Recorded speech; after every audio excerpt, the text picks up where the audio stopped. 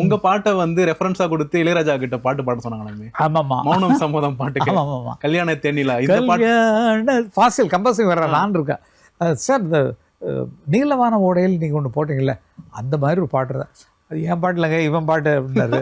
இல்லை, அந்த அந்த மாதிரி மூடில் நான் இந்த பாட்டை நினைக்கிறேன்.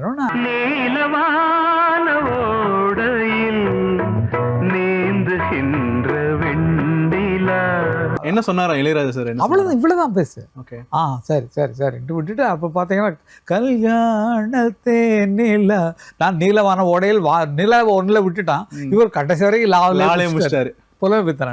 சூப்பரான பாட்டு. எங்க ஃபர்ஸ்ட் ஏன் நீ மியூசிக் பண்ணனு கேட்ட ஒரு மொமெண்ட்ல இருந்து அவர் பாட்டையே ரெஃபரன்ஸா கொடுங்க. ஒரு நாளைக்கு 2 பேரும் கம்போஸில் உட்காந்துருவோம்.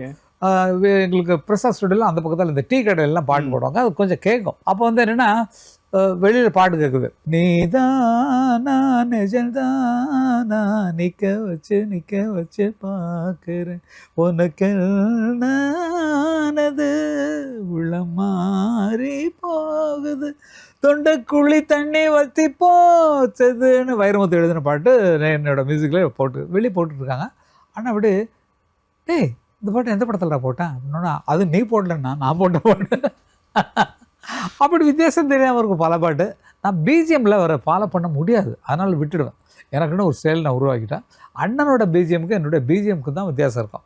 பாட்டில் பார்த்தீங்கன்னா இளையராஜா தான் இருப்பார். எல்லா பாட்டிலையுமே அவருடைய ஸ்டைலில் தான் கம்போஸ் ஆகிருக்கும்.